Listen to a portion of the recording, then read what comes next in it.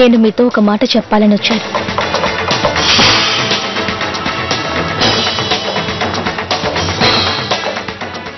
నీ ప్రపోజల్కి నేను ఒప్పుకుంటున్నాను.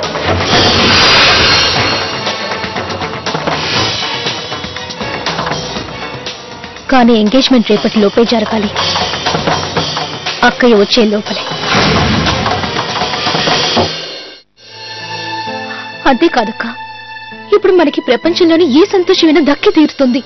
ఇల్లు అనేది వస్తువులతో నిండింది కాదు ప్రియా, ప్రేమించే మనుషులతో కలిసి ఉండేదే ఇల్లు. బహుశా ఇంటి గోడలు విరిగిపోయి ఉండొచ్చు, కానీ ఏ ఇంట్లో అయితే మనుషుల మనసులు విరగకుండా ఉంటుందో అదే నిజమైన ఇల్లు. ఒకరి మీద ఇంకొకరికుండే ప్రేమని పోగొట్టలేవు. ఆ అనుభూతి విరిగిపోయిన గోడలున్న ఇంట్లోనే దొరికింది. నువ్వు అనుకుంటున్నా ఈ బంగ్లాలో కాదు. గొప్ప భవనం, గొప్ప బెడ్ ఉన్నా ప్రశాంతమైన నిద్ర మాత్రం ఉండదు ప్రియా.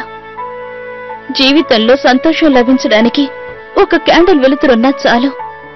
పేదరికంలో గౌరవాన్ని పొందడం ఎంత సంతోషాన్ని కలిగిస్తుందో అది నువ్వు కోరుకుంటున్న ఈ గొప్పవాళ్ల ఇళ్లలో దొరకదు ప్రియా. అలసిపోయానక్క. మనసుకి అబద్ధాలతో చెప్పి అలసిపోయాను. ఎందుకు మన జీవితంలో మాత్రమే అంత ఓపిక బతకమని రాశాడా దేవుడు? మిడిల్ క్లాస్ ఫ్యామిలీస్ వాళ్ళ సంతోషాన్ని వ్యక్తపరచడానికి వాళ్ళ కన్నీళ్లను దిగమిగుకుంటారు, కానీ దానికి ఏ విలువ ఉండదక్క. అంటే మన మధ్య ఉన్న ప్రేమకి ఎటువంటి అర్థమో లేదా ప్రియా? అమ్మా నాన్నల సిద్ధాంతానికి అర్థమే లేదంటావా? నిన్ను తలుచుకొని నేను ఏడుస్తున్నానే, వాటికి విలువే లేదంటావా? నీ దృష్టిలో వీటన్నిటికీ విలువ లేకపోతే నీతో మాట్లాడటంలో ఏ అర్థమూ లేదు ప్రియా.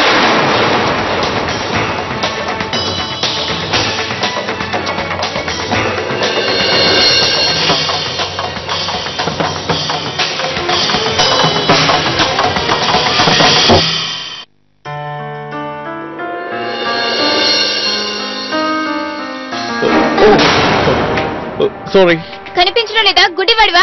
సారీ చెప్పానుగా. By the way miss cyclopaedia, నాకు కాస్త సాయం చేయగలవా? ఏం లేదు, నాకు నోట్స్ కావాలి. ఎవరైతే తన పని తాను చేసుకుంటారో వాళ్ళకే నేను హెల్ప్ చేస్తాను.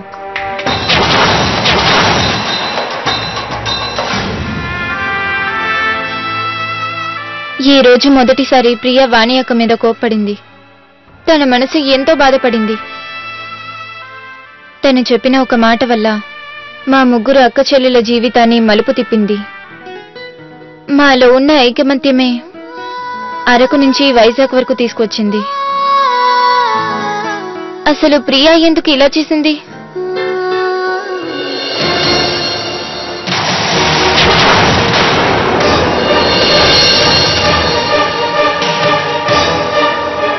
ఏం కావాలి?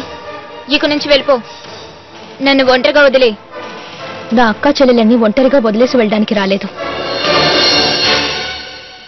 రాణి. నేను ఈ నిర్ణయం తీసుకున్నది మన ముగ్గురి సంతోషాన్ని దృష్టిలో ఉంచుకుని.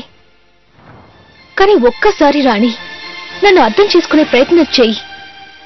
నిజమే, నేను ఒప్పుకుంటాను, నేను చాలా అంబిషియస్ అని. కానీ అంబిషియస్ గా ఉండడం తప్ప చెప్పు?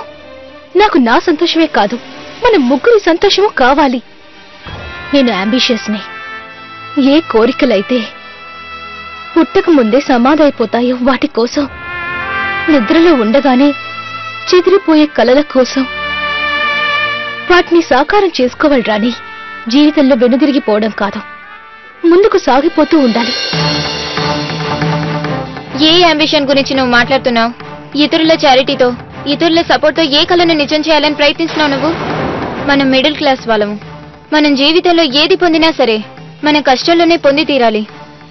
ఇతరుల సాయంతోటి కాదు, మన కాళ్ళ మీద మనం నిలబడాలి. రాణి, నువ్వు హాస్పిటల్లో ఉండగా నీకు ఆపరేషన్ చేయడానికి డబ్బు అవసరమైనప్పుడు, రాణి ఒకవేళ మన దగ్గర ఇల్లు లేకపోతే నేను శాశ్వతంగా కోల్పోయేవాళ్ళం. ఇంతవరకు నేను గడిపిన జీవితం మళ్ళీ ఎప్పటికీ గడపకూడదని నేను కోరుకుంటున్నాను. కలలు కనడమే కాదు, నిజం చేసుకోవాలి. ఇప్పుడు మన ముగ్గురు జీవితాలను నేను మార్చి తీరుతాను. నువ్వు నీ జీవితాన్ని మార్చుకో. నా గురించి కానీ వాణి అక్క గురించి కానీ బాధపడాల్సిన అవసరం లేదు. ఇక నుంచి వెళ్ళు. నీతో మాట్లాడాల్సిన అవసరం లేదు.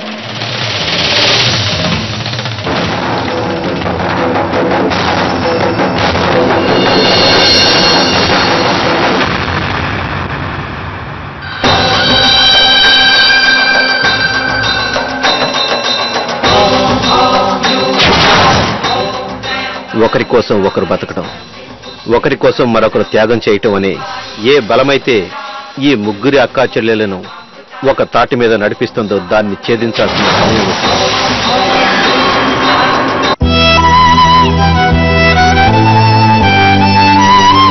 ప్రియ మన దగ్గర ఉన్నది అందరి దగ్గర లేదు.